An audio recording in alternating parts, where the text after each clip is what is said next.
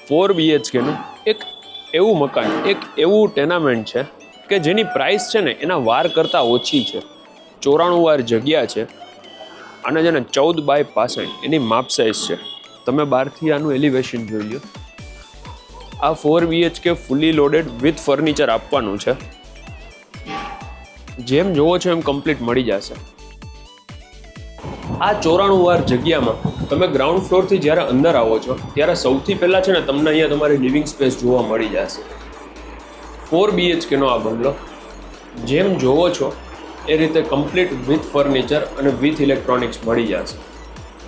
TV છે, sound બાર, એસી છે. હવે તમે આ લિવિંગની આગળ અહીંયા છે ને તમારું 6 સિટિંગનું ડાઇનિંગ ટેબલ છે જે સેપરેટ છે. અહીંયા કોમન બેઝિન છે, નીચે સ્ટોરેજ છે. સીડીની નીચે પણ આ રીતે સ્ટોરેજ બનાવેલું છે. મંદિરનું સેટઅપ પણ કરેલું છે. કિચન જોઈ લ્યો.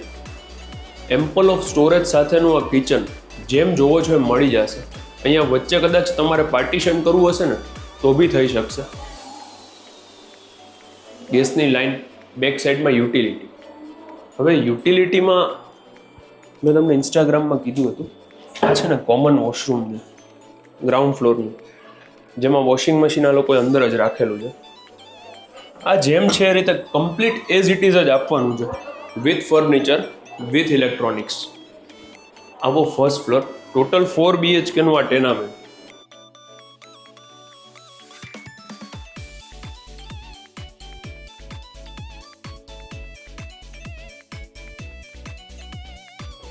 ગ્રાઉન્ડ ફ્લોરથી ફર્સ્ટ ફ્લોર ઉપર આવો એટલે 2 બેડરૂમ.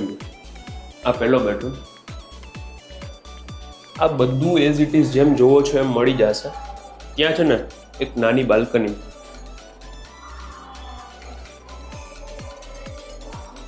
વોર્ડરોબ છે, ઉપર લોફ્ટ છે, અહીંયા ડ્રેસિંગ એરિયા છે અને અટેચ વોશરૂમ છે.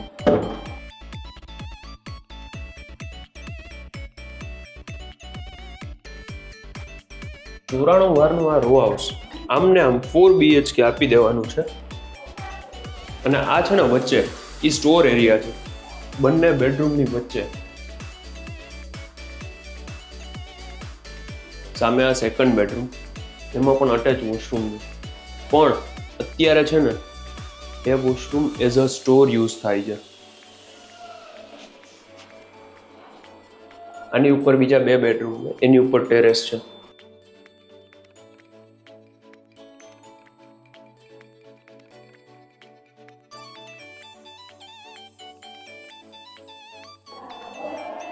નીચે જોયું ને એ જ રીતે આનો લેઆઉટ છે. તમે જોઈ લ્યો, જેમ નીચેનો બેડરૂમ હતો એની ઉપર જ આ.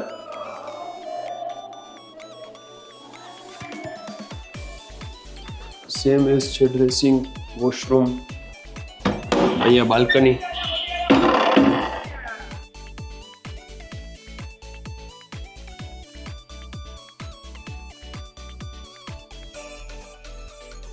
આ રૂમમાં જનરલનું એસી છે.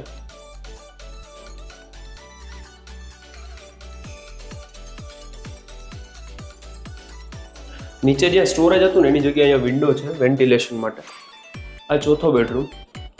વોશરૂમની સાઇઝ તમે જોઈ લો.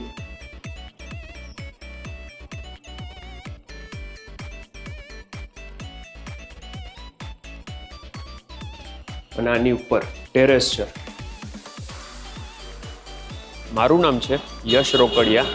જો તમારે 4 BHKનું આ ટેનામેન્ટ બાય કરવું હોય તો ડિસ્પ્લે ઉપર નંબર આપેલો છે, જેનું એક્ઝેક્ટ લોકેશન આ સામે જે આડો રોડ પડે છે ને એ ગાયકવાડી મેઇન રોડ છે. ત્યાં નાગરિક બેંકની એક્ઝેક્ટ પાછળ જે રસ્તો આવે છે ને ત્યાં જ છે. શુભમ મકાનનું નામ છે. Thank you for watching and please do subscribe our channel for more property videos like this. Thank you very much. અને હા, સબસ્ક્રાઈબ કરવાનું ભૂલતા નહીં. Rest all details are in description.